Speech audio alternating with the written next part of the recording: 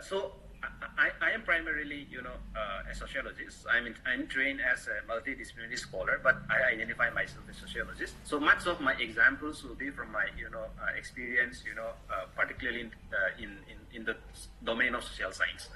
So the first good approach is, to identify journals on the basis of themes, or what I call thematic or area-based journals. Now, so these area-based journals are good because they are more interdisciplinary. So you will have people publishing from history in the context of social science. You will have people publishing from history. You will have people publishing from sociology, political science, so on and so forth. Now, but then the theme part is that, for example, I put modern Asian studies. Modern Asian studies is definitely leaning towards history. But then you will see that it is about Asian studies. So therefore, anyone who is working on Asia, whose writing has to do with something related to Asia, whether of the past, whether of the contemporary, the modern, all of us are welcome to submit our paper. So it means that it is thematized on the basis of a geography or an area, that is Asian studies, Asia. Now, the other way is discipline-based journals. Okay, then we come back to the first one, thematic. Now, in India, we have journals like, Indian Journal of Gender Studies. Now, if you're working something related to gender, then definitely, that is your go-to journal, right? Now, it is a very, having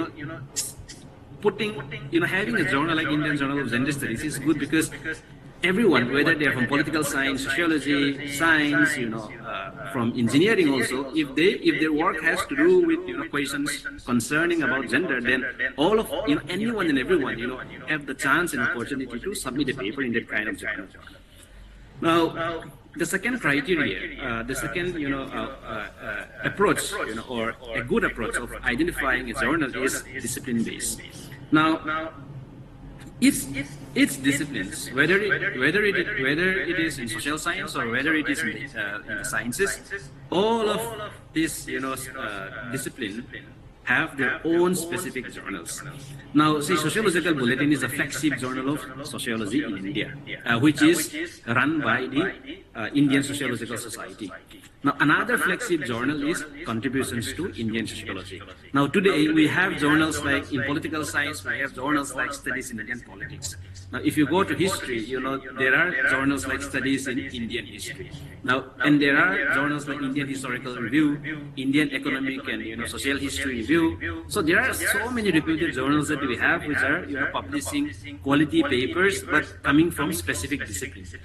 So all of us, may identify with one or the other discipline, even despite the fact that our work may be very multidisciplinary, but still it is good to try to publish in the flagship journal of our discipline. Now at the global level also, speaking from the vantage point of sociology, we have journals like Current Sociology. We have journals like International Sociology. Now, these are also flagship, sociology journals. Now, International Sociology is also published by the International Sociological Association. Now, like I say, its association, whether they are from international relations, whether they are from political science, they'll have their own specific journal. So, another way of identifying where to publish is through identifying the discipline-based journal. The third is, which is quite related to the first one, which is again interdisciplinary journals. Now today we have journals like South Asian Studies, Journal of Asian Studies, we have South Asia, Journal of South Asian Studies, we have Asian Ethnicity. So we have this host of journals that publish not only from specific disciplines, that publish not only on specific themes or issues, but which are quite accommodative in terms of their content. Now, in one issue, you will have people publishing from English, people publishing from the humanities, people publishing from philosophy, people publishing from sociology. Now, these journals, are particularly interested, in publishing an interdisciplinary papers because they cater to an interdisciplinary crowd. So they are no longer focused only on sociologists. They are not only interested, to have readers who are from political science. They want people, across disciplines to read. So therefore, they welcome papers, which are more interdisciplinary, rooted in terms of theory and methodology. Now there are society journals, again, which is very close to what I just said about discipline based. But I mentioned this because within discipline also there can be specific specific society journals within the discipline. So this is very common, particularly in natural science and engineering. So not so much in social science as far as I know. So it is good to look out for this kind of journals as well. Now the third is that on the one hand, we have these, reputed journals, or many journals which are being published by, reputed publishers like Taylor and Francis, Sage Publication, Elsevier, so on and so forth. But on the other side, there is this darker side where, there are a plethora of, predatory journals, right? So they ask you to pay and publish. They will promise you to publish in 1 month. They'll promise you to publish in 10 days sometimes.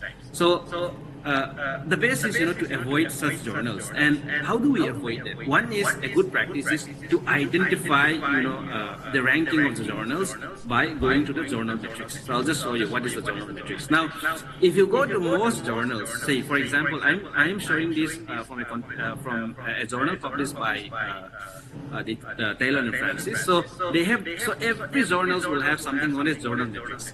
Now the journal metrics will contain what is the impact factor of the journal, what is the quartile of the journal, what is the acceptance rate of the journal. Now how much time they will take from acceptance to from submission to acceptance or publication of a paper. Now most journals which have these are rarely predatory journals, so you can trust them. Now many people fall trap into predatory journals. So to avoid that, I think it is a good practice to look at the journal metrics of every journal. Now today with this digital technology coming in a big way, even in academia. So things are becoming very, very easy. We can search and look out for things. From everything is it's so easy to identify if we know the right approach. Now, for example, there is every big publishers, Elsevier, Taylor and Francis, Sage, they'll have something known as Journal Finder. Now, this is an example that I've taken from Elsevier. Now, if you look at it, there are two options. One is that if you have written your abstract, you can just paste your abstract, and then they'll find journals based on your abstract. The second way they give you is by searching by keywords, that you can search if you're working on something related to history, then you're talking about, say, or the ancient history, or if you're talking about specific community, if you're talking about identity, borders, or violence or anything, then you can search on the basis of your keywords. Or sometimes it is also good to identify journals on the basis of their aims, and their aims and scope. Now this is important because if the journal thinks that the paper that you submit is a little off their topic, then they will summarily reject your paper. Now you don't get the chance, and you're losing a lot of time preparing the manuscript, doing a lot of work. So it is wise to first identify some at least 2-3 journals. If one does not work out, okay, then I can go to second, right? So you can just look at what kind of papers they publish. So therefore this journal finder is a very, very helpful strategy. Now, so journals have their own life cycle, in the sense that good journals will not publish easily, right? It is very difficult to get publication in any reputed journals. Sometimes people will say that it took me like 1 year, it took me 2 years, it took me 3 years. Now, in my own experience, some of my papers took more than 2 years. Sometimes, it took like close to, 2.5. So therefore, journal paper, have their own life cycle. And that is, it is the reason why you have to be very, very specific. You have to be very, very driven in terms of where you want to send your paper, right? And how much time, they will potentially take. So therefore, identification of the journal becomes key key, because you also have to look at your timeline. If you're a PhD student, then if you need to have 2 papers by the time you submit your thesis, then it is very important that you have that kind of timeline, right? So you cannot let your paper be in hibernation for like two years, and then the paper will come out after 3 years, right? So that is something which is not feasible for a PhD student. Now, but what is the general life cycle of a journal? So the first is, the idea stage, right? Now, you develop the idea, okay, you think that, okay, at one night or one evening, right, you're taking a walk, you're having a tea, you're talking with your friends, or you're listening to a lecture, or you're in a class, then you suddenly come up with this idea, okay, I'm going to write the paper, right? Then you started writing, you started thinking about it. I'm also going to publish. Now, if one of your friends publishes, then you feel that, okay, I should also publish, right, out of jealousy, or maybe you have your own reasons why you want to publish. Now, from there, you move to the next stage, which is preparing the manuscript. Now, when students prepare the manuscript, they're very confident. They think that, their manuscript is the best, right? They're going to publish it. What is so difficult about it? I'm also going to write. I also can write. My English is not bad. My English is good, right? So there are AIs, to help me write, so on and so forth. So students, tend to be very confident, right? That is what I see most of the time. When they're preparing the manuscript, they think that they can also do, right? Now, the challenge comes when you start the real thing, that is submission. Now, that is when your anxiety started. Why? Because the moment you click the submission button, then that is where, reality kicks in. Because there are possibilities that you started thinking whether it will get accepted or not, right? You're worried that, what will happen to the paper. Now, the moment you click the submit button, it will go to the journal administrator. Now, every journal, most reputed journals, they have someone, at least 1 or 2 person who are managing the journal. They are the journal administrator. Now, the journal administrator will first scan, will X-ray your paper. Whether it is fit for the paper, whether the author or authors have followed, the guidelines of the journals, whether the formatting is right or wrong, whether the referencing are in order, all the rules, the style guides, they will cross-check it, and then they will see whether the paper is good or bad. Now, the journal administrator also sometimes may take decision that this paper is a crap, so just reject it. And sometimes they are in a dilemma, and then they might ask the editor what to do with this paper. So the moment you send the paper, it is with the journal administrator. There are 3 possible outcomes, and this is where you started having the real anxiety, because as an author in many publishing house, you can track the status of your paper. You submit it, and then the next stage, once it is moved to the next stage, like the journal administrator stage, then you will be shown that it is now with the administrator. And then it means that the journal administrator and the editor are discussing whether we should publish Thang Boy's paper or not, right? Whether we'll publish this guy's paper, that student paper or not. Now, there are 3 possible outcomes. One is direct rejection. It means that they think that the paper is useless. Fine, reject it. That's it. No, nothing. They'll just reject it. And then the second possible outcome is that you don't follow the journal guidelines. You don't keep it within the word limit. There are some errors, or else you have failed to upload the way they wanted you to upload the files. Now, for instance, when you are going to submit a paper, you have to submit at least upload 2 files. One file that contains the author details, your name, your affiliation. The other file which where you have to submit the anonymous paper. Basically, you have to remove all your personal details. Now, if you don't follow the journal guidelines, right, then they'll send it back to you. They'll tell you that your paper is unsubmitted because you did not do this, you did not comply with our rules. Now, the third stage is the peer review stage. That is that when the editor decides, okay, the paper is fine, let us send it out for peer review and see what the peer review is. Now, most journals have these standard rules that they will send out to at least two reviewers. So that is where the real anxiety kicks in again, right? That you don't know what the reviewer will think about. Now, based on that, sometimes it is very common that the journal cannot decide whether the paper is good or whether the paper should be published or not, right? So they're in a dilemma. Now, what they can do is that they can send it to a 3rd reviewer, they can send it to the 4th reviewer, they can send it to the 5th reviewer, they can send it to the 6th reviewer, 6th reviewer, so on and so forth, right? So therefore, so many things goes in the background of getting published, right? Now the reviewers report come back, and then again there are 3 possible outcomes or 4 possible outcomes. One possible outcome is revise and resubmit. The editor thinks that the paper is fine, but then still it needs a lot of surgery, it needs a lot of reworking. Many things have to be stitched together. So they'll say that please revise and resubmit your paper. The other outcome is, which is very common, is major revision. Now, major revision is that you have to make a lot of change. Maybe in terms of your argument is not very clear. Maybe your method is not very clear. The structuring, there's a lot of issues, so on and so forth. Then they'll say that okay, you do a major revision. This is what the board of reviewers thinks that the paper needs to be reworked extensively. Therefore, you do a major revision and send it back to us. Now, when you are revising and resubmitting, when you are asked to revise and resubmit, when you are asked to do a major revision, then it means that the paper will be going for another round of review. Now this is why paper publication takes time. From the time you submit to the journal administrator, it will take almost like a month or sometimes 2 months. And then from there it will go to the peer reviewer. The reviewers will be given at least minimum 1.5 months, 2 months. But people don't finish reading in 1.5 months because people are all engaged. They are not paid to review any paper. So they have their own responsibility, personal commitments, professional responsibilities. So people don't have time. People also get a lot of papers to review. So therefore you can safely say that they will take minimum 3-4 months.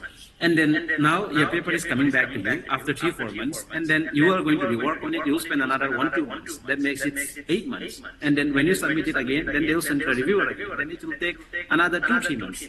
But if you're revising it so well, then it might take less months, because the reviewer will think that okay, he or she has done a very good job. Maybe it is time for me to accept it. Then they will send the paper back to the editor.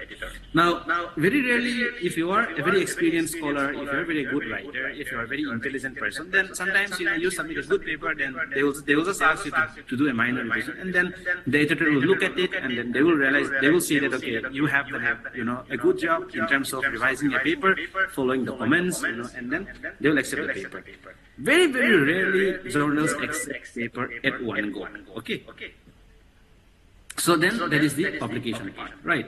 Now I will just show my experience. So of a paper that I submitted. Now this is the timeline. This is my timeline. So I submitted my paper. The first one, 19 August 2024, is wrong. It should be 19 December 2023. So I submitted in December 2023. And then it went out for review in 15 Jan. And then it came back to the editor on 19 May. And then the editor looked at it till 12 June. And then they told me that revision is required. They gave me 1 month to revise. And then I have 1 month that is basically from 25 June to 26 July. And on 26 July, I submitted it. And then they accepted on 27 August. Okay, so I am fortunate that the paper did not come back, because I know that because what I did was that I followed every comments. I read it very closely. I make sure that I address all the concerns and comments of the reviewers. Now the editor was satisfied with the way I revised my paper. That is my feeling. Therefore, they accepted one round of revision. But then this paper also took, if you look at it, it took like 8 months. But the paper is going to come out only in January or February, and then I will get my issue number only in June 2025. So by the time I submitted in 2023, end of 2023, the paper will come out only in 2025. So, which is for me, very good, but still it took me like 1.3 months, 1.3 years. Okay. Now, I think I've spoken for 30 minutes. Okay, I'll try to be fast. So, why journals will not publish your paper? Now, we should know that there are a lot of people, there are a lot of scholars in India. In our department, we have more than 200 PhD students. Now, in India, we have 21 IITs, and we have NITs in every state. We have ISRs, we have triple ITs, we have so many central universities. Now, it means that we have thousands or maybe lakhs and lakhs of research scholars. Now, everyone is trying to publish. And then we have faculties, who are dying for promotion. They're also trying to publish. Now it means that journals are getting a lot of submissions, and they are not waiting for you to submit. They don't care whether you submit or not because they are getting a lot of submissions. Right. Now, if you look at most good journals, you will see that the acceptance rate is very low. It will be mostly between 5% to 20% of their submissions. Now, 30% is on the higher side. There are very few journals which will accept 30% of the papers they receive. Now, what are the common reasons as to why papers get rejected? It is also based on my experience. Why do I reject papers? Now, one is that the paper is unclear. There is no clarity. Now, when I say clarity, I am talking about clarity in terms of the contribution. What is the contribution of the paper to the field? What is the contribution of the paper, in terms of the argument? What is the paper trying to say? What is the novelty? What is the significance of the paper? Now, if I don't see that in the first 2 or 3 paragraphs, then I lost interest in the paper. So the first thing is that what is the contribution? The contribution of the paper and the argument, have to be very, very clear. So you have to make it upfront, right? So it should be conveyed immediately what you wanted to say, and therefore every time when I read a paper or when I'm writing, I also this is the question that I'm asking myself: what am I doing? What am I writing? What am I contributing? What is my contribution in this field? Now everyone is writing about, say, Mizo history. Like Thang Moi said, I work on Mizo, mostly on Mizo politics, Mizo identity. Now everyone is talking about it, but what am I doing with this? Am I just recycling old things? Am I just saying the same old things that someone has said in the 1970s and the 1980s, or even in the 2000s? Now we are in 2024. We are going to be 2025, very soon. Now, am I saying the same thing that someone is saying in the 70s and the 80s? I am not saying anything new. Am I asking the same question? Now then, the person who is reviewing will feel that, okay, this person is not saying anything. Reject it. Second reason why papers get rejected is because of methodological issues. Now, some people, have problem with methodology. They are unclear about their methodology, whether they are using qualitative or quantitative. Now, when the methodology is wrong, it means that the findings of the paper is wrong. So one has to be very careful in terms of our method. Now, like I said, repetitive. There is no novelty. Right? You're saying the same old thing, right? You're not saying anything new. There is no originality in your paper. So therefore, the journal is also not interested. The reviewer is not interested, and then they will just reject it. The fourth is relevance to the journal. That the paper is a little bit, out of the aims and scope of the journal. The fifth, poor writing, your language, your structuring, there is no coherence. The paragraphs, the sentence, each sentence are almost like saying different things. Each sentence are making, their own arguments, right? So like I said, every section in the paper needs to be interconnected. They have to speak to one another. Every paragraph have to speak to one another, So therefore, if you don't ensure that, your paper, there is coherence in the paper, then it becomes very difficult for the reader also to understand, what is this person trying to say. Now, so therefore, your writing skills also needs to be, you need to upgrade the writing skills. You have to make sure that, there is a proper structuring in your paper. Now, this is a paper that I published in Contemporary South Asia, and I'm just showing it for the benefit of, people who attended today's lecture. So, my learning about much of publication started with this paper. I submitted in Contemporary South Asia, and I think that I have a feeling within me that I submit quite a okay paper, right? I was positive about the paper, but then when it went for the review, when it came back to me, the reviewer was harsh, but at the same time, it was a learning, a lot of learning. I learned a lot from this review. And till today, whenever I'm writing, whenever I sit down to write something, I always remember these comments, by the reviewer. One is, the first thing that the reviewer says is that the paper lacks an argument, right? I did not argue anything. I did not say anything. Second is that the paper lacks precision. The third is significance. Like I said, what is the novelty of the paper, right? The fourth is ethnography. Now, I say that I'm doing ethnography, but then when you are doing an ethnography, if you're a sociologist or anthropologist, when you're doing ethnography, it means that, you wanted the respondents, to speak, to take the center stage, right? You're only the one who is doing the writing. But in my case, what I did was that I was speaking the entire time in my paper and not allowing my research participants to speak. So therefore, that is against, the principles of ethnography. Now, ethnography champions the agency of people, right?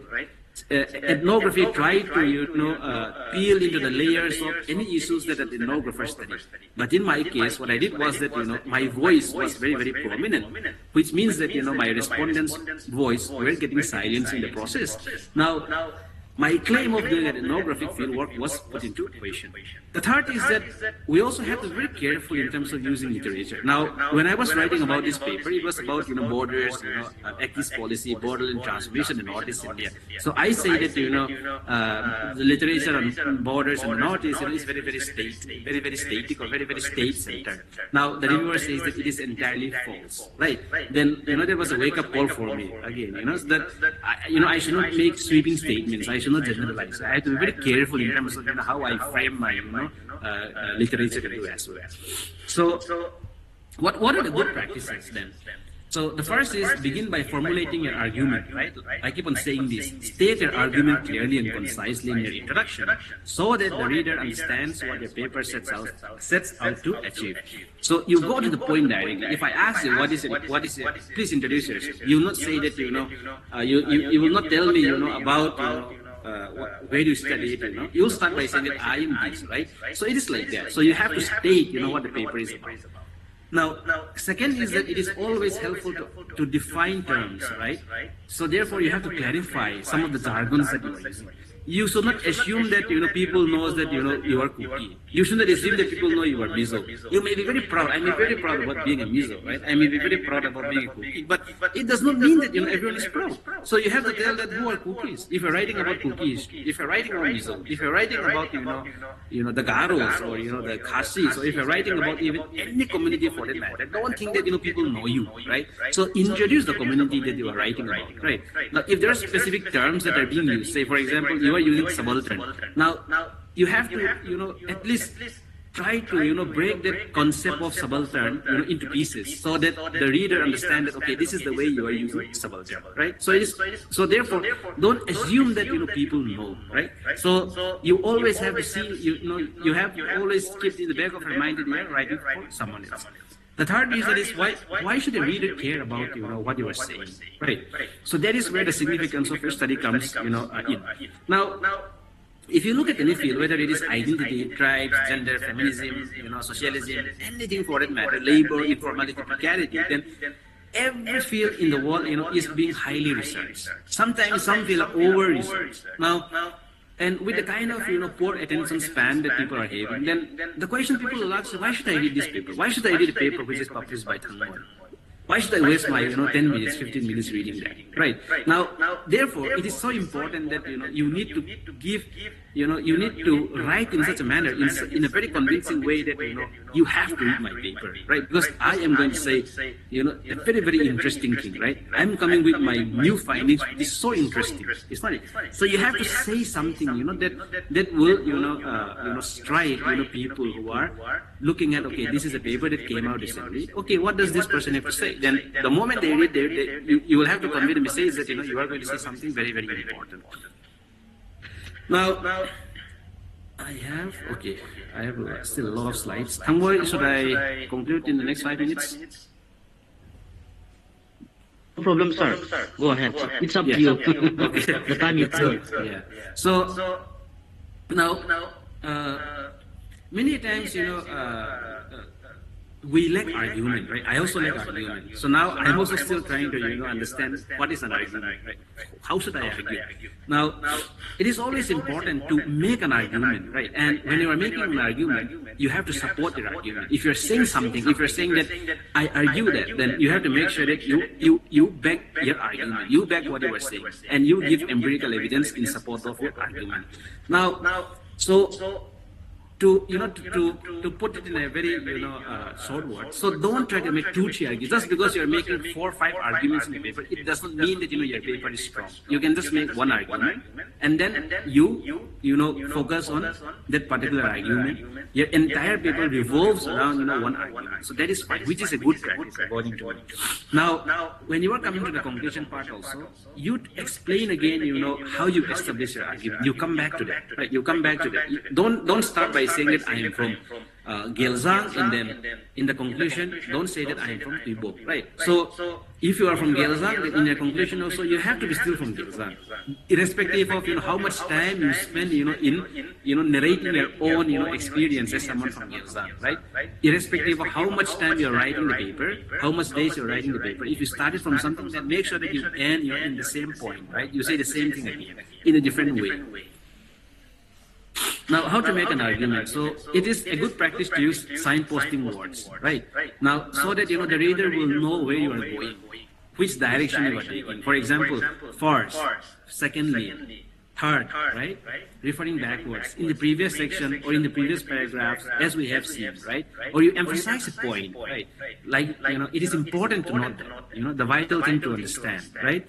Or phrases such as "I will argue that," "the paper argues that." Right, I will now show that. I will give 3 examples. And then in a conclusion, you can say, or towards the conclusion, then you can say that the paper has shown that. Right. So these are good practices because that enable the reader to be with you, when they are reading the paper. Now I'm just going to skip that. So what do we do when we get review comments?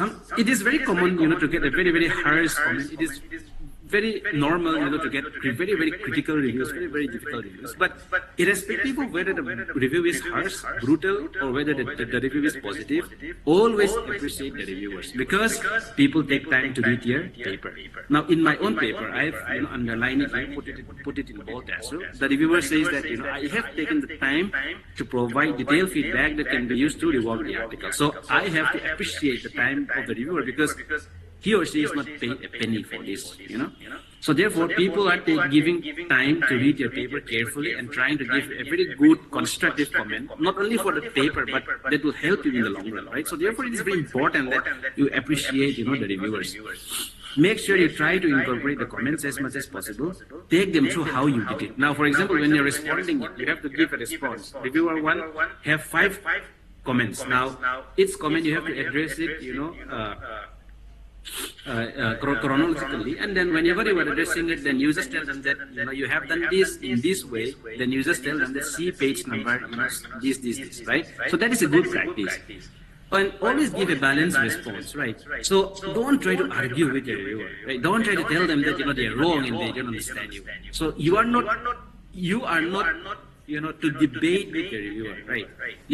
Sometimes you disagree with it, but then if you disagree with it, there are more polite ways of putting, out why and how you disagree with the reviewer. But don't, say that, the reviewer is wrong, right? Don't try to engage, in a very unhealthy debate with the reviewer, okay? Citation. Now, citation is very important because it is always good to cite papers published in the journal because citation helps with the journal metrics in terms of how much visibility a journal gets. It depends on the citation. Now, when you are considering to publish a paper in Asian University, make sure that you cite a paper from Asian University. When you are considering to publish a paper in Sociological Bulletin, make sure you cite a paper from Sociological Bulletin. This is a very, very good practice because the reason is that because beyond the journal metrics, now when an editor is receiving a paper or any paper, then the first thing they will think about is, okay, if it is about, the measles of Mizoram, then they will go to the reference and see, okay, these people have worked on measles. Okay, now I will send a paper to these people. Now it becomes very easy for them. It helps them to identify potential reviewers, right? Now, if it is about, say, a more popular field like subaltern studies, then they don't need anyone. They already know. Subaltern studies, okay, I can send it to this, I can send it to that. But when it comes to communities who are understudied, regions which are understudied, editors may struggle to find reviewers. So therefore, if you provide, proper referencing about scholars who have done work on this, then it becomes very easy for them to identify, from the reference. Now, try some things to avoid is that don't try to impress, your reader or reviewer, because you have read a lot, right? You should always remember that your goal is not to impress and show how much you know. Right? That is not your intention. Everyone will have. Everyone in academia reads. Everyone knows something. Right? People may read. People may not read the 10 books or the 100 books that you read, but they are also reading another 100 books that you might have never read. So don't underestimate anyone. Now, avoid copying, cutting, and pasting. Keep track of papers you read and cite them properly. Acknowledgement is important. So now these are the rules. These are the rules that I follow. These are the rules that I have learned over the years. One is in academia, in publishing, patience is very important because there is no shortcut to writing and publishing. Like I said, it will take 1 to 1.5 years, 2 years. Sometimes you need to publish a paper. Rule number 2, drafts.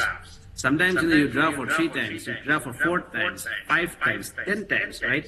But but know that at some point you need to come to a final draft where you have to submit. But then having a draft, repeatedly writing, drafting is very, very important. Don't submit the first draft, right? Don't ever submit the first draft. The first draft is the raw, right? Third is peer review. So ask your friend to read, go to conference, workshops, share your ideas. Now, when you don't share your ideas, you think that you know everything, right? Sab janta hai, right? You know everything about your field. It's not, you're only building your ego, right? You think that people already know, people are so interested. No. So therefore, to check yourself, it is good to share your ideas. It is good, to get critique. It is good to, get some kind of questions, right? If you don't go out, if you just sit in your room, in your library, in your cozy room, then you feel that you know everything, you're reading so much, right? But then you just build your ego, which is not good, right? So you go out to the world, you share your ideas, you share people what you're working on, then you started thinking that okay, it is worth developing. Okay, let me develop into a full paper. Now the fourth important thing is perseverance. You'll get rejection in life. You'll get your paper will get rejected. Okay. It may get rejected multiple times. I don't think there is anyone in the world whose paper was never rejected. Maybe 2% of people, very, very brilliant people, but then rejection is normal. You have to normalize rejection. The moment you get rejected, don't think that you are unworthy, right? It is something every one of us experience rejection. I have faced rejection, with my papers, but then it is important that we work on it. We try to take the comments in a very positive way, and then in the long run we try to avoid some of the mistakes that we have made as to why our papers was rejected. Then we retry again, right? But then don't do journal shopping. Don't submit one paper to 3 journals, right? Don't just submit without reworking your paper if your papers get rejected, right? Take time, think about it, sleep over it, and then come back to your paper. Keep away your paper for 1 week, and try to think about something else, and then come back to your paper after 1 month, and then work on the paper, develop the ideas, sharpen it, and then you will see that, you have made a mistake, right? And then you understand that, why the paper, was rejected. So I'm going to stop here. Thank you so much. I will be happy to get any, questions or some doubts that you might have. I'll stop here. Thank you so much. Thanks a lot, sir, Dr. Lupuya. And I failed to mention that he is a recipient of Arvind Raghunathan and Sri Balaji Subramanian Visiting Fellowship of Harvard University, and also he is an author.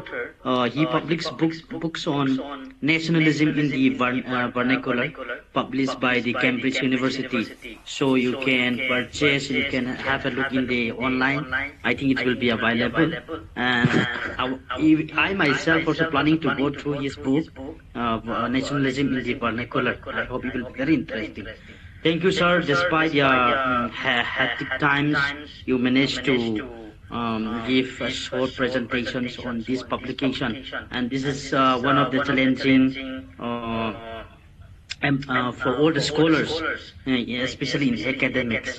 So, without taking much time, I open the floor for the scholars who want to ask questions. A question round. Let me open a question round for 5 to 10 minutes. Whoever want to ask a question related to this particular webinars, the time is yours. Anybody who want to ask a question? Hello, Pao Boy, do you want to ask something? You look so serious, Pao Boy. Okay, brief. Fine. Yeah. Thank you.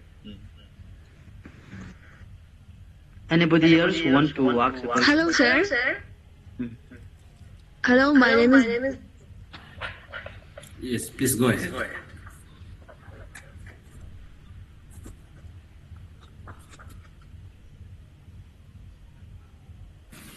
Yes, Breezy, you can go ahead.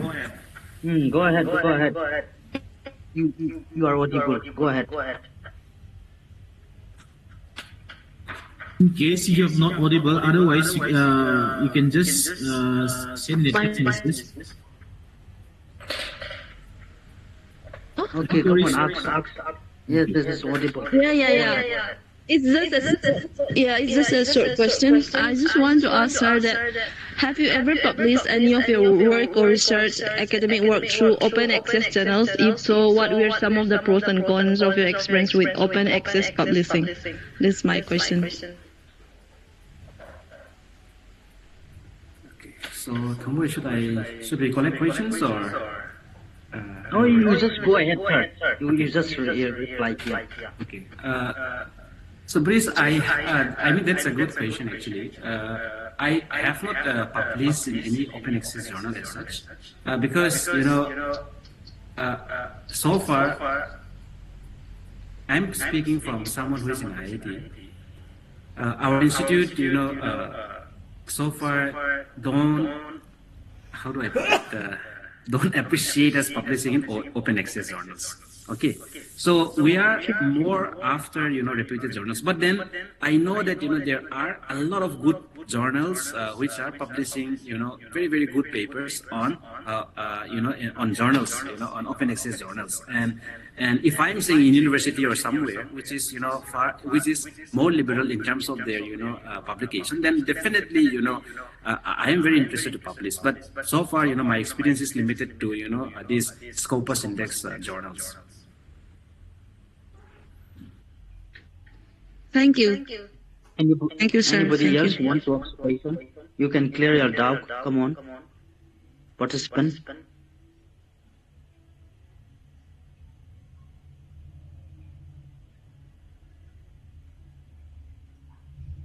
Boy, any question?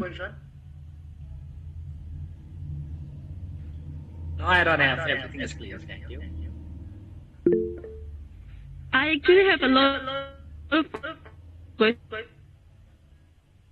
I don't know.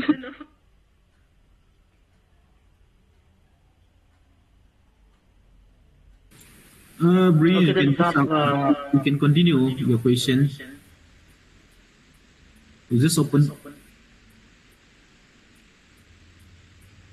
Well, it seems like this question R will turn out 111.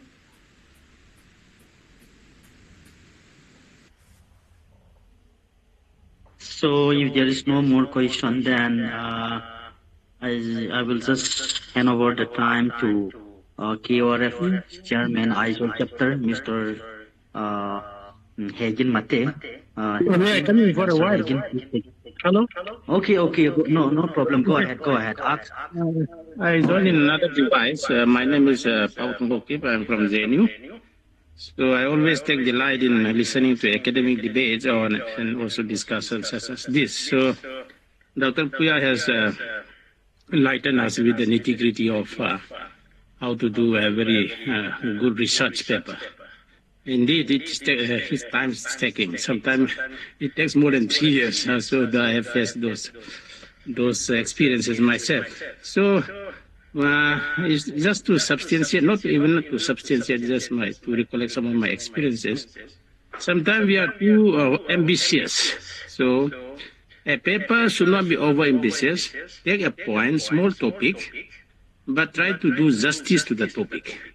So in the light of what Puya has discussed, so the objective should be clear, and then as he said, then the methodology, what kind of method I'm from humanities and linguistics, which is basically a science subject.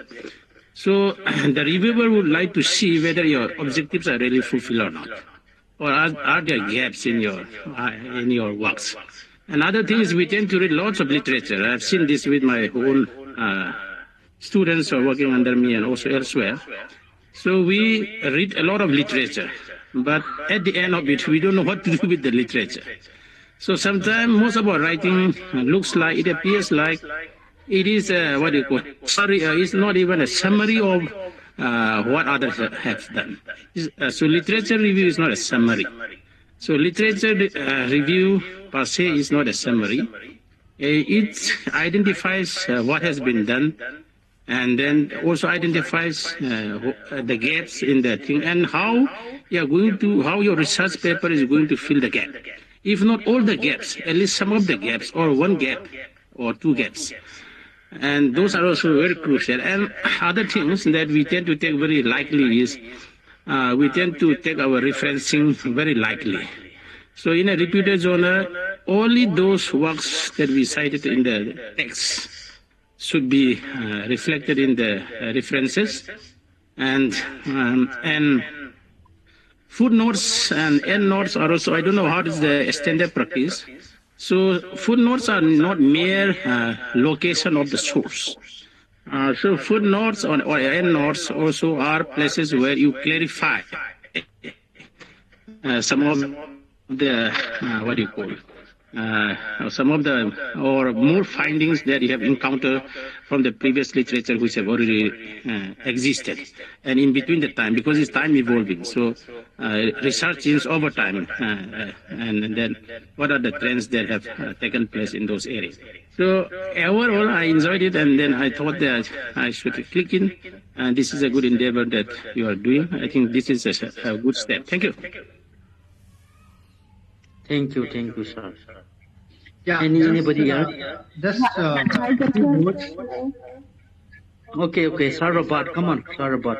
Yeah, I was invited by Moy, but you all know that I have been speaking a lot for the last 19 months, so I feel that we should listen to people rather than speak continuously again. Yeah, I have learned Puya for the last, I think, 14 years. First, it was in Greece when he was, studying perhaps a master's course. And it's good to know that like Rocky and others who were very serious about academics came up and then, fill so many places in the country. It's good, especially from a community, right? Now Thangolin coming up from Shillong, then there are a lot of studies that needs to be done. For instance, I was working on land use policy in Mizoram and Manipur, but because of this conflict in Manipur, I am unable to even write on a single article on that for the last 5-6 years. That's another problem with the situation in Manipur, ethnic conflict and others. Anyway, I just want to answer about the only question that came up. Of course, I should not answer. But regarding this open access, there is always an option to make your article open access, even your books open access. But you have to pay a heavy, amount of money. For instance, 40,000 to make it open access for one article in Routledge or Cambridge University Press journals. So there is always an option. But there are other people. Since the open access movement started in 2001, like me, I started in 2001 a journal, which has been running on, of course. I keep on continuing despite the struggles that I have in finding reviewers and others. Of course, Puya, I sometimes request Puya to review on Mizoram and other issues.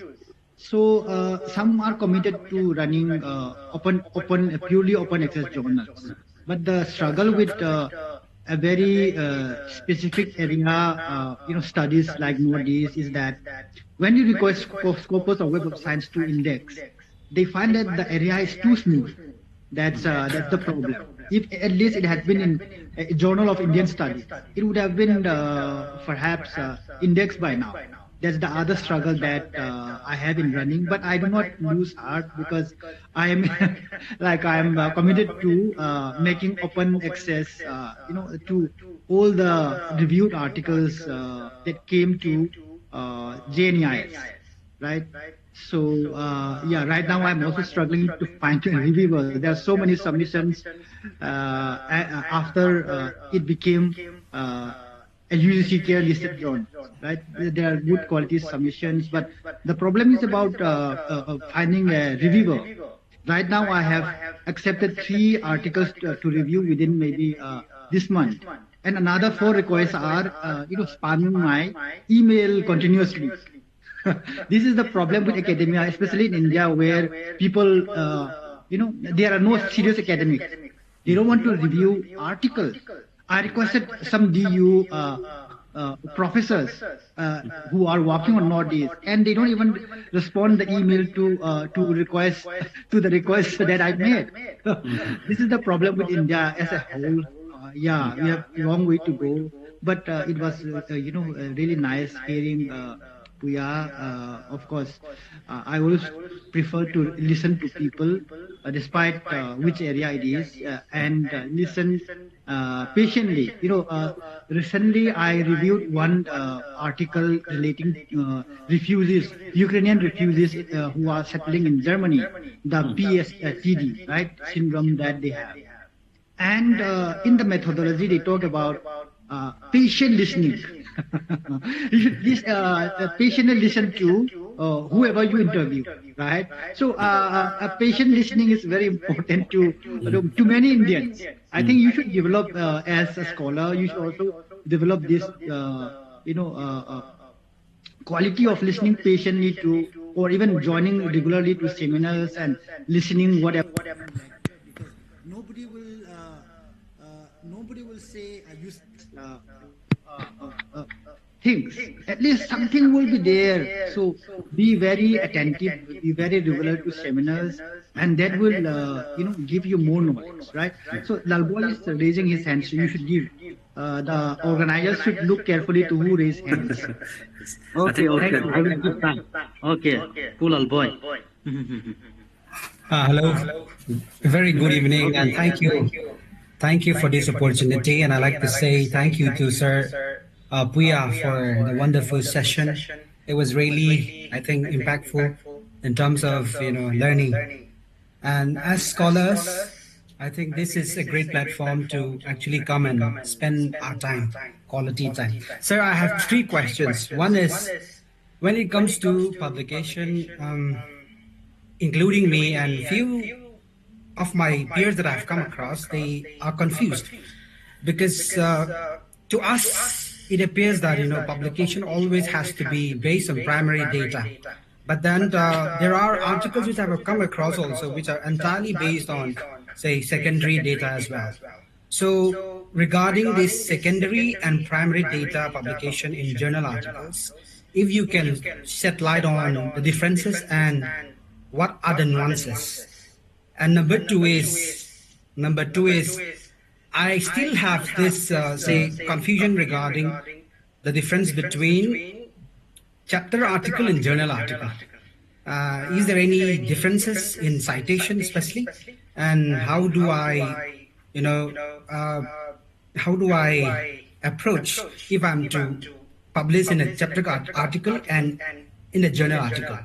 And the third is, first of all, congratulations also for getting into IITs and being a faculty in the humanities department is a great achievement. I would also like to know how do you get into IITs as a faculty? Yeah, thank you. So, Kamlesh, should I respond it? Okay, so respond it. You can. So, before I respond, I am grateful that through of a very senior, some of the pioneers, from our community, not only community, but in terms of the Northeast, have joined and shared their thoughts as well. So I'm really glad to see, two of very senior who have laid the path for many of us, joined with us tonight. So coming to the question by Lalboy,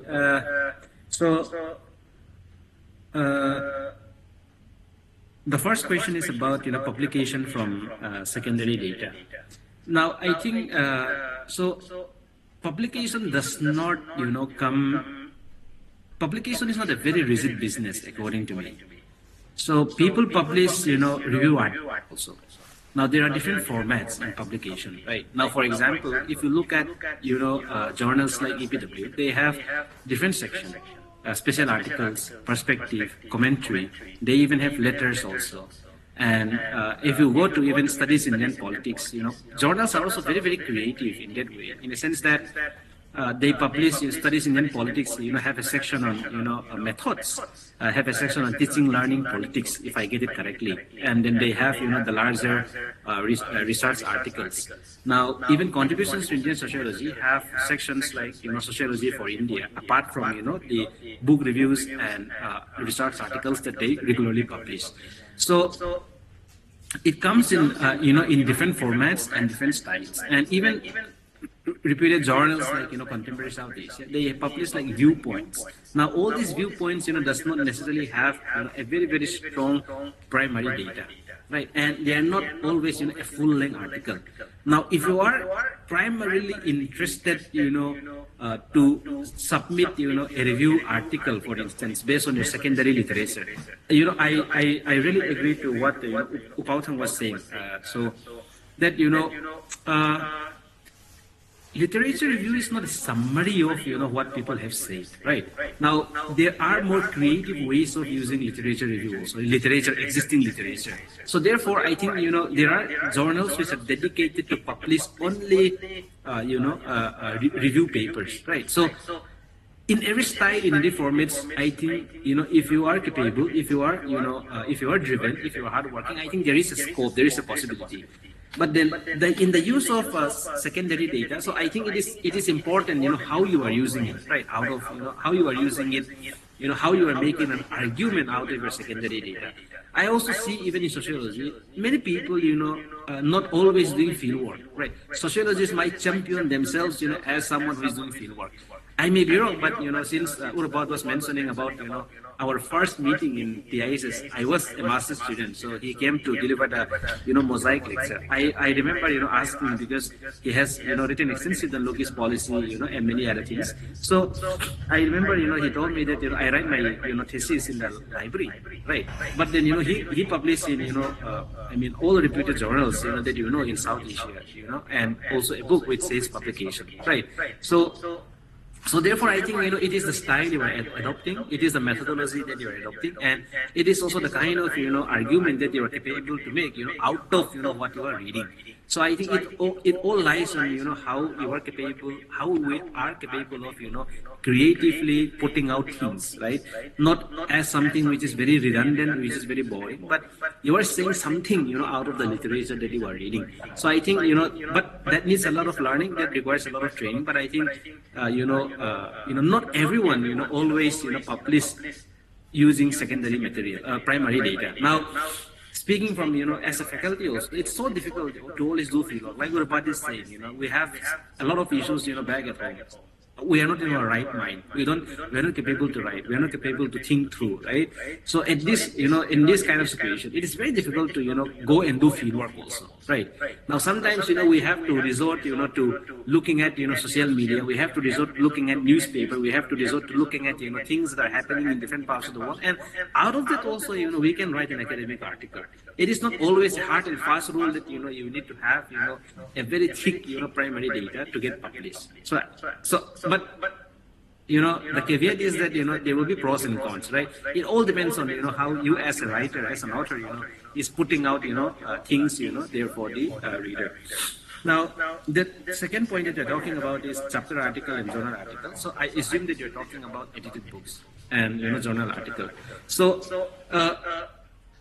but, I think, both of them are important in terms of, in their own ways. Edited book have its own merit, and journal article also have its own merit.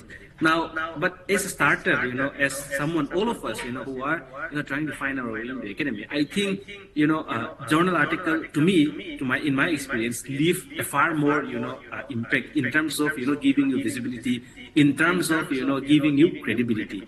That, because your work is going through a very, very, strict, a very, very difficult review. And then if your paper gets accepted, it means that, you have something to say, you have something important to say. Now, I don't mean to undermine, contributions in edited book, but as a young scholar, all of us, who are, maybe, doing PhD, who have completed PhD in the last 3-4 years, I think, the wiser strategy as of now, going by, the trend in academia, I think it is important, to try to, publish in at least, in journal article, particularly when you are talking about, when you are doing a PhD, particularly the chapters which you think are the best, right? Which you think, carries, the gist, of your thesis. I think it is wise to try to get those things out, right? The strength of your thesis, right? Where your work is strong.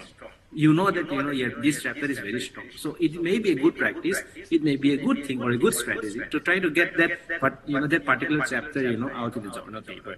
But in the long run, definitely, people will invite you to write, for their chapters. You cannot say no to everyone. So eventually, you'll have to submit it. You'll have to contribute to edited books. It is very good because it gives you, a different kind of networking. It gives you a different kind of experience. So I think that, we should be open to, different formats and different opportunities. Now, well, how did I get into IIT? So, to be honest, IIT was never in my horizon, right? Because I am, born, raised in a university setup. So my goal was always, to be in university. I love university. I go back to university. I love it. I love the air that you breathe in university, right? So the air, whether it is in Delhi because of the pollution, I still love going to JNU, breathing the air of JNU. I feel very different when I go there. So you get that vibe. You get, you feel fresh again, right? Coming from, IIT and then going to university. So I am that kind of person. So I never think that, I'll ever get a job in IIT. But how did I get? I think I get here because of my papers. To be honest, I published, 1, 2, 3 papers here and there, and then yes, my postdoc at Harvard helped me in terms of building my credibility. But I think that I never knew that publication would be so important in my life. Till I get to IIT. I wrote because I think I was a little, passionate about writing. I also wanted to make a mark in life, So because they were like, Urabat and many others, Uswan, Upianga, every one of us, Ujoy, they started writing and then you get inspired. Right? You also want to do something. You also want to write something. So out of that, I started writing. I started, learning, reading, and then, started learning, about, academic writing. But I never thought that, academic writing will have so much impact in my life that, I will land a job, in IIT. But, now I realize that, why it is important, and therefore I think, all of us, should strive, to publish, and eventually, job also may come to you or may come to, each one of us.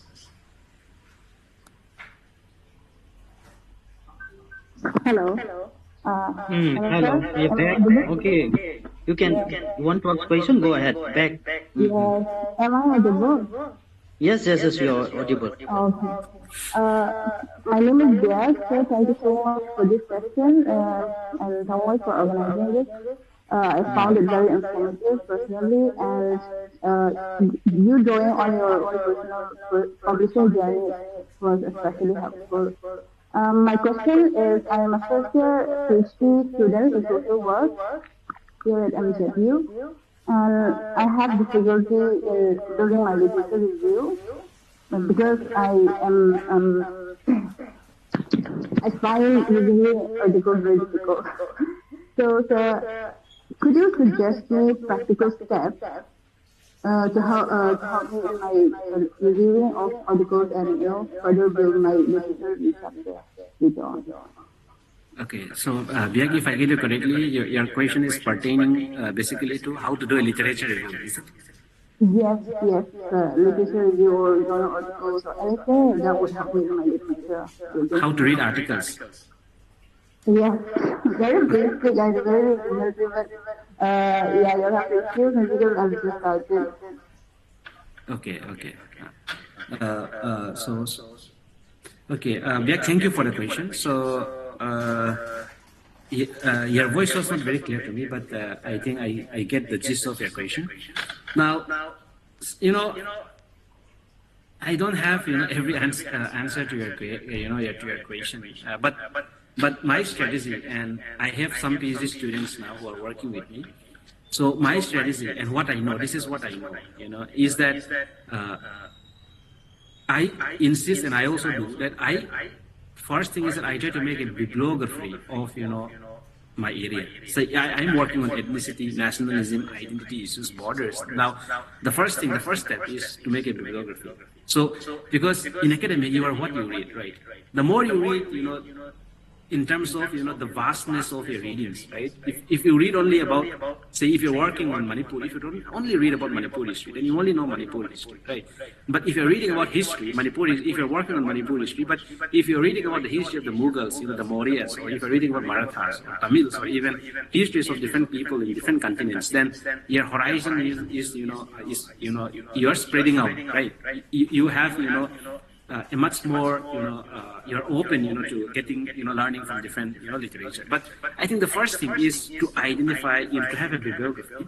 And second is, the other strategy is that to identify the key thinkers, the key scholars. Now, if I work on nationalism. Now, for me, I cannot bypass people like Ernest Gellner, Anthony Smith, Benedict Anderson. In the context of India, for example, Partha Chatterjee, or, Sukato Bose, or many other scholars, who have written extensively on the subject of nationalism. Now, in every field, I believe that, they are pioneers, right? Now, it is also very good, to accept and acknowledge and recognize, the people who have come before us, right? So I think, that is also part of, the academia job, that, you pay, by acknowledging it, you're also paying respect, to the people, who have come before us, because all of us, are standing on the shoulders of so many people, who have done so much of work, in academia. So it is. So if I say I work on nationalism, then I will be expected to know the work of Benedict Anderson, even if I don't use his work extensively. But I am expected to know it, right? I am expected to know what Anthony Smith have to say about nationalism. I am expected to know what Partha Chatterjee have to say. I am expected to know about the literature and subaltern studies and how it changed, our thinking about, Indian nationalism, about, writing about, India's, past or history, right? So therefore, it is important to identify key authors, key texts, and make a bibliography. And the third strategy that I use is that I thematize it, right? I thematize it so that, I make sure that I do a very, very, selective readings, right? Because I cannot read everything. If I work on urban, if I work on, identity issues, I cannot read every writings about identity, right? So therefore, I have to, sometimes be selective, handpicking, what should I read and what should I not read. So that enables me to, set my own boundaries, as to how much should I read, what kind of, reading should I read. And then, it helps me to think also, in a more, a clearer way, right? It helps me to, have more clarity in terms of, what I read. Now, when we are reading, I think the first thing that is important to do, that is why, as a writer, your abstract is so important, because your abstract is the first thing that the reader or the editor is reading, right? So therefore, when we are going to read anything else, so I think it is important to identify, what the author is trying to say. And a good practice. No one is born, a good writer. Some people may be born, maybe 1% or 0.99% of people are born a good writer. But I think, it's about, like what, Urupat just said, patience.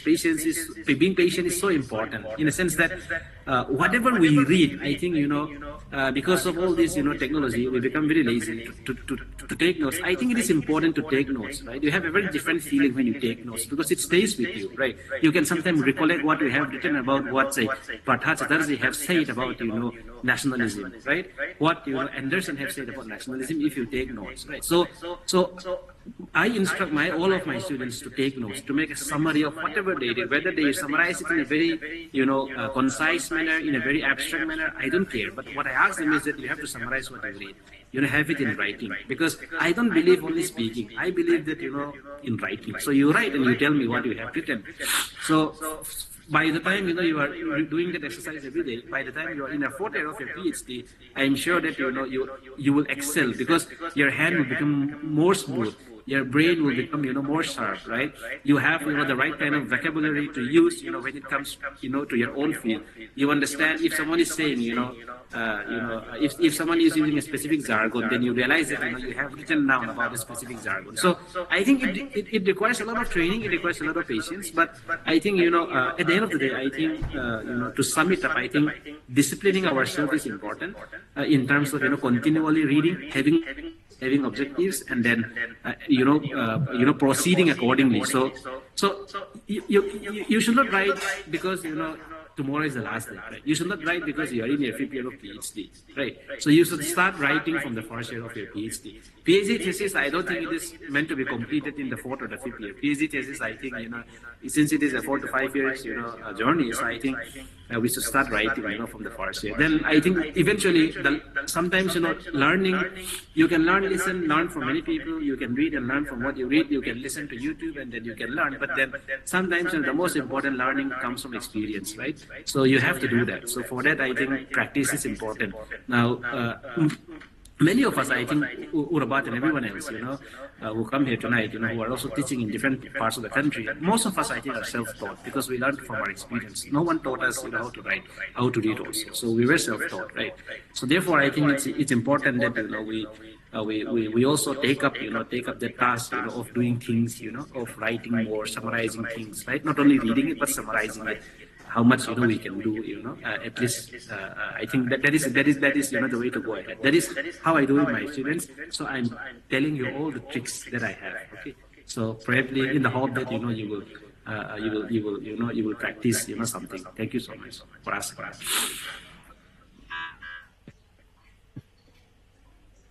I hope it's clear, no? Back. Okay. I give time to Mr. Lekugin. He is the current chairman of Kuki Research Forum, Aizawl chapter. Recently, we formed a Kuki Research Forum in Aizawl to promote academic excellence, mostly the young scholars in MZU, PUC, AIC, whatever it is. So, may I give the time to Lekugin for these 4 things? Thank you, Thongmoy, for giving me this opportunity to propose a lot of things. First of all, I'd like to congratulate KSO General Headquarters Education Department for organizing a series of webinars for the scholars and the academicians, especially for the young scholar. And I also would like to extend the same line to Dr. Puya, Assistant Professor of Sociology from IIT Rockri, for sharing his insightful knowledge and experience based on different fields in terms of publication, in terms of article, in terms of reviews, and clearing all the doubt for the participants. He is also one of the women academicians among the Jonah Clark community from the community. So not only that, he also is chairman of the Arvind Raghunathan and Sri Balaji Subramaniam and fellow of Harvard University. So to get into IIT, it's not easy. So congratulations, sir, for getting into IIT. In the same, I also would like to thank some of the professors from JNU, Dr. Rabat and Dr. Paul Thang, for coming to this platform and sharing your knowledge and wisdoms. I also extended my heartfelt gratitude thanks to all the participants across the country. So we stay in different part of the state, India, for your sparing your valuable times and coming into these sessions and with your participation. I hope and do believe that the insightful knowledge shared by our resource person, I hope and do believe that you may be able to come up with the issues and the challenges in terms of publications, in terms of peer review, in terms of journals, literature reviews, whatever it may be in the course of our academic life, especially for young scholars who recently enroll into PhD. I personally, on behalf of the KSO, once more extended our sincere thanks to Puya in spite of his busy schedule. He managed to present today topics on academic writings and publications. Not only that, he also prepared a wonderful slide where we can visualize. Thank you, sir, for sparing your valuable times and sharing your knowledge to the young scholars. Thank you for that. I also would like to thank each and every one of you for coming into this platform and listening and sharing to those every. And then some of us also clear of doubt. So I hope I do believe that the queries are clear. I hope and do believe that, sir, this will not be the last. So we'll keep in touch again, and then I hope one day or the other we'll meet personally. Hello, man. Sorry. Thank you, everyone. Thank you, everyone. Thank you, everyone. Thank you, Sir Rupuya, and all the members. Thank you. Thank you. Good night. Good night, everyone. Good night. Good night.